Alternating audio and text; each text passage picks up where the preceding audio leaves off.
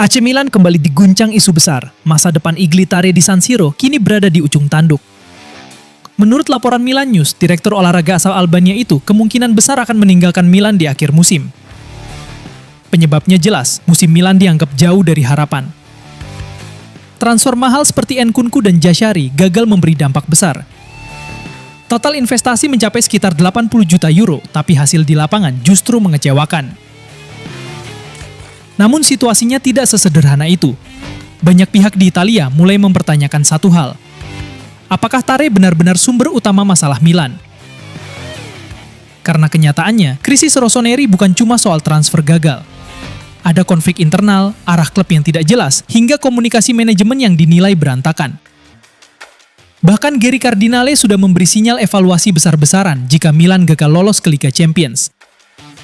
Dan sekarang, Tare terancam jadi sosok pertama yang dikorbankan, sementara di belakang layar, rumor pengganti mulai bermunculan.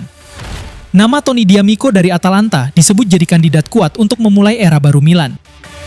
Jika Tare benar-benar pergi, maka revolusi besar di tubuh Rossoneri tampaknya baru saja dimulai.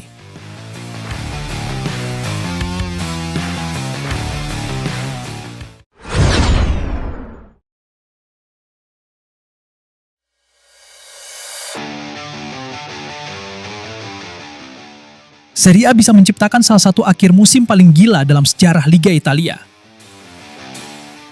Bayangkan ini, 5 tim finish dengan poin yang sama. 71 poin, tidak lebih, tidak kurang. AC Milan, Napoli, Como, Juventus, dan AS Roma, semua sejajar. Tapi justru di momen itulah drama sebenarnya dimulai. Karena Serie A tidak langsung melihat selisih gol keseluruhan, mereka menggunakan sistem klasifika Avulsa. Sebuah klasemen mini berdasarkan duel antar tim yang memiliki poin sama. Dan hasilnya benar-benar mengejutkan. Jika skenario ini terjadi, yang lolos ke Liga Champions adalah AC Milan, Napoli, dan Como. Ya, Como. Klub yang bahkan beberapa tahun lalu masih jauh dari persaingan elit Italia, bisa menyingkirkan Juventus dan Roma dari tiket Liga Champions. Sementara Juventus harus puas turun ke Liga Eropa. Ini bukan soal nama besar, bukan soal sejarah, bukan soal jumlah trofi. Semua ditentukan oleh detail kecil, oleh hasil pertemuan langsung sepanjang musim. Dan yang lebih mengejutkan lagi, skenario ini ternyata masih mungkin terjadi. Napoli hanya butuh 1 poin, Juventus butuh 3 poin, Milan dan Roma masing-masing butuh 4 poin. Sedangkan Como harus menyapu bersih 2 laga terakhir mereka. Jika semua hasil itu benar-benar terjadi, Serie A akan menghadirkan akhir musim yang benar-benar kacau. Dan bagi Milan, ini bisa menjadi jalan terakhir menuju Liga Champions. Di tengah tekanan fans, kritik terhadap manajemen, dan masa depan klub yang terus dipertanyakan, Rossoneri ternyata masih punya peluang untuk mengubah segalanya. 2 pertandingan terakhir bisa menentukan masa depan seluruh proyek AC Milan.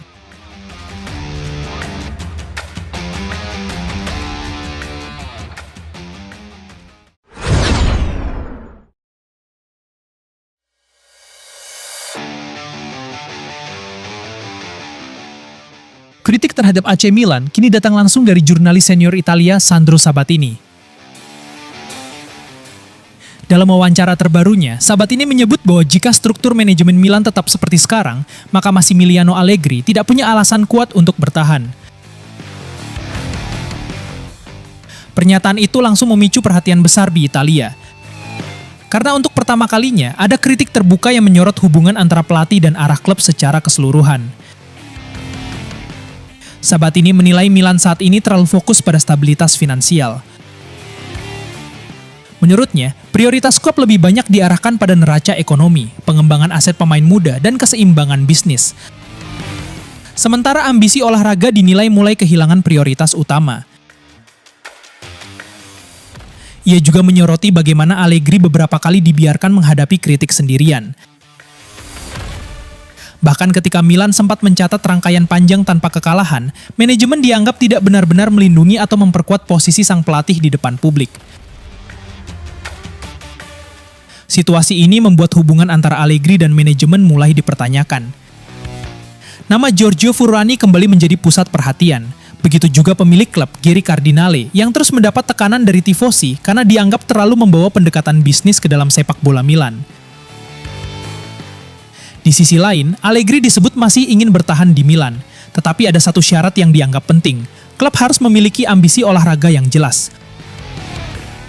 Bukan hanya fokus pada proyek pemain muda, tetapi benar-benar membangun skuad yang siap bersaing untuk gelar.